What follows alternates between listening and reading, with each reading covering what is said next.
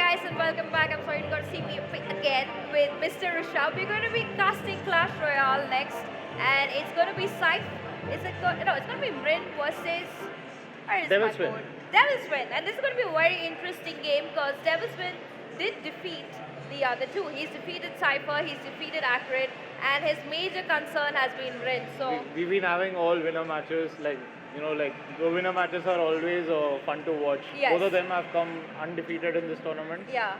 So it'll be finally fun to see. Like probably this is going to be the match we see tomorrow as well. I'm hoping it's going to be the match, but I would of course like another match also because I do have some favorites in Clash. But talking about their card sets, I know Mrin likes to get very creative, and he always has a surprise element compared to Devilstwin. He likes to play with his standard cards, and then as the game goes on, maybe in the first round if it doesn't go well, then he changes his kind of strategy. But he understands that Mrin is pretty strong, and he's not underestimating him. Mrin has played so many games. I was just talking to him some time back, and Mrin, he's played the game for about 7 months only now. But Wow. like he plays the game mostly like 16 to 17 hours a day. That's what he told me. 16 to 7. Oh, even I do that, man. But Yeah. whatever I'm doing in life, I'm always playing Clash Royale. Though I've started just 2 weeks ago. Alright, so then we are into the game. It's 2 minutes 47 seconds on the clock. Mrin on the right side and Devilstwin on the right side and Mrin on the blue side. We're going to quickly cheer from Mrin first. He drops the Giant against the Electro Wizard. Tell me about this. Electro Wizard is fairly a new card, and I haven't seen Electro Wizard being used in a lot of games. Mrin right now has a permanent setup, Yes. and I guess it's one of the most irritating cards out there. The Electro Wizard, I haven't still opened that one. But for now, the bowler does get sent by Devilstwin, and he's opted to go for the Tornado next. He's got the Mega Minion. Mega Minion coming after that, but the Giant doing a lot of damage here, but going to take a quick fall. We do see Devilstwin sending in the Giant himself now.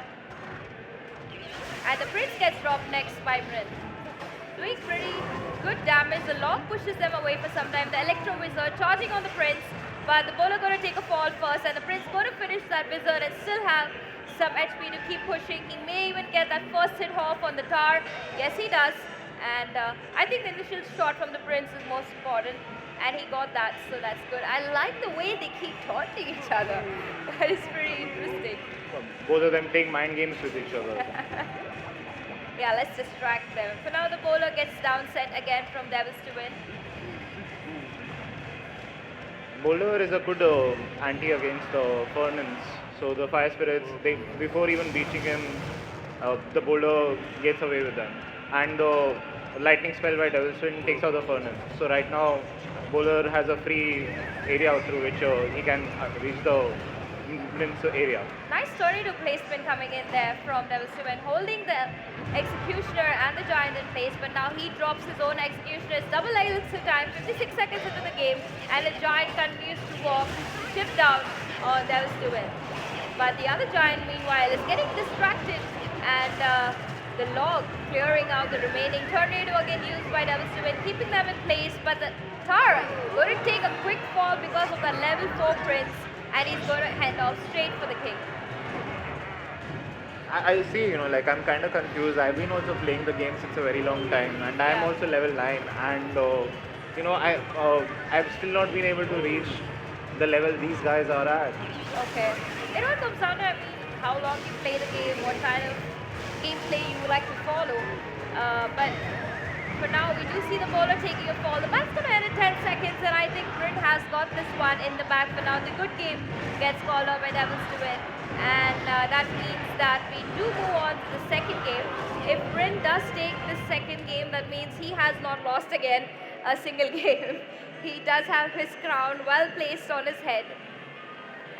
I think he's going to take it home. I think he loves the crown.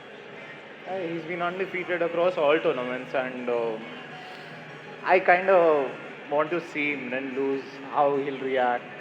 I want to see Mrin shake it. Like, I haven't seen him get nervous. He always has this one look on his face where he's like, I really want to just play the game and get out of here. So, is that. But Devilstwin thinking a lot, maybe changing a few of his cards. I think the few things that could have been different was he couldn't get any damage done, At the same time, he couldn't really hold defense strong. The game's already live, and Alright, so we are into game 2. 2 minutes 41 seconds. The game has begun. It's going to be... players have changed their cards. Devilstwin is playing with a fairly new deck. He has introduced miners and ice golem into the... Wow, his draft has completely changed. Now Devilstwin trying out something new. He does send Mr. Timo for now, doing a lot of damage. Skeleton army drop to just take down that prince, but it's going to be holding for now. We do see the executioner dropped, and that will hold on to Devil's Tower for some time. I call these towers like the Inferno Tower and this tower like the distraction towers, and I think that's what's lacking in Devilstwin. He doesn't have anything to redirect those creeps onto something else and not come and hit his tower. Placement also plays a very important role here. You know, like the way you place your cards, that defines how your strategy and your deck is going to move. And talking about that, we do see the card unlock, and it's going to be the Inferno Tower, keeping the giant in place, doing quite a lot of damage to him. Look at that dart goblin. The dart goblin took out the giant really quick. Wow, and the miner starting to chip down on Mrin's tower. The executioner just clearing out those skeletons super quick. Entire army gone in seconds. And he's going to quickly tower towards the tower. You see another drop coming in from Devilstwin. A level 4 executioner. I heard this card just recently came into Clash Royale. And it's a rare card, and I guess you know, around 30 cards would be required to reach this level. Okay. So it's quite good Hard and to get also, I guess. And it's going to be the giant drop down by Mrin, but he's going to be moved again to the Inferno Tower. Normally with such towers being dropped, we do always go into overtime where we have sudden death and the skeleton army destroying that prince, and the giant super quick and heading quickly towards Mrin's side. Lot of distraction damage. Devilstwin fairly is having a better game this time around. He's building up the pressure from his base, and he's able to reach the towers, unlike the last game. I think in the last game he was using a very different card set which didn't really counter a prince. And now that he figured that, okay, Mrin is going with these kind of picks where he's going with the giant, he's going with this, where he can just get them down with skeleton armies, he's kind of changed his whole will. And he does send nice the shot rocket. on the tower. He's using Mrin's strategy. This is what Mrin does. He'll not let anybody touch his star, and then he gets these huge firebombs to end things. And in the sudden death, we do see maybe this could be a fall. Mrin's star is at 513 HP. Whoever loses the tower first now takes this game, and we're going to see another big fireball coming in, and that's going to be clap the for first. this man. This is amazing. I've never seen Mrin lose a game like that. Wow, he's so happy. He's so happy. A very good strategy. Changing those cards really changed the game. Going into the final match against Mrin, that's kind of a big deal. I can see Mrin saying, all right, time to change my cards now. You got to play with that once. Strategy time now. This is a really interesting thing because Mrin, like we spoke about, has never lost a game. And now that Devilstwin has challenged him, it's going to be something unique for everyone to watch. Yeah. I can say these guys are if not the best, amongst the best in India right now, and probably in the Southeast Asia circuit as well. Okay. What's happening right now is the start of something big. And both of them play very, very differently. And I like how they're adapting. Like if there's something going wrong with one set of their cards, they try to get another set in. And saying that, we are in the final game of this round. It's 2 minutes 54 seconds on the clock. Both of them sending out the smileys, being happy. The cards are going to change, and I think Mrin is going to come out with a new card set. For now, he's going to drop down the archers. And from Devilstwin, we are going to see the execution of the first fireball, doing that damage that's needed. And both the archers walking simultaneously. Timo coming in. I call him Timo, but yeah. Not Goblin. So it's going to be the miner chipping down on Mrin's tower for now.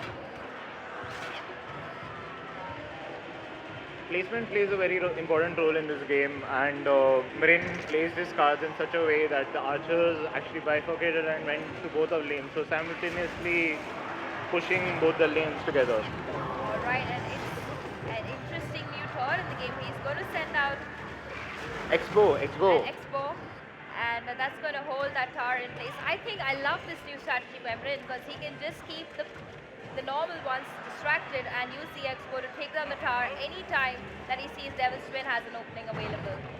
And I guess Devilstwin doesn't really have a counter. Besides the minor, if he uses the minor in the right way, then he might, like be able to counter the Expo. But Expo is a fairly, that wild card in this deck. Mrin has.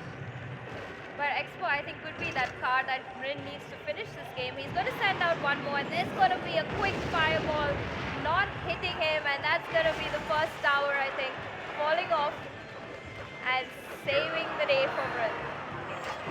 You counter me, I'll counter you back, and that's the best way to go with it. Mrin is setting out the sad pace, but 1 minute 3 seconds on the clock. Devilstwin still has a chance. Now it's going to be a double X account, so he could send on more troops, control somebody to take care of that Expo, but then now we do see an Inferno Tra also drop down by Mrin. That's a lot of defense coming up from his side. He's going to waste time around now. Keeps countering all his moves. He has a brilliant deck, able to counter most of Devilstwin's moves. Alright, and this is going to be where Devilstwin has to really come up with something. It's 30 seconds. We're going to see another push, and Inferno Tower being dropped down by Devilstwin himself. It's going to be the Export holding the place and not letting the tower fall for now. But 20 seconds, he got to figure out. He's going to set another miner on the tower, and he's going to start chipping on it. We do see a lot of defense coming in. The Inferno Tower is again being dropped down. What happened to the Hog Rider? They haven't used Hog Rider. I guess since new cards have come into the play, Hog Rider has been out of the meta now. Out of the meta now. And with that, Mrin giving out that first smile after losing his first game, I think it brings him joy to finally lose a game more than win it. That was a great game coming in from both of them. This is going to be the first round of Rocket League. We do have Street Fighter coming up after this. I had so much fun casting with you, Rishabh. Yeah, it was a pleasure. I hope you enjoyed the games. Yeah, I did, finally. Good fun. And let's hope that we see more of this tomorrow. I mean, if these two players themselves put on such a great show, I'm really, really excited about what's going to happen tomorrow. If you guys are around Delhi, do come to the Pragati Maidan. The India Gaming Show is happening here, and it's the final day tomorrow. You don't want to miss it because there's a lot of gaming happening here.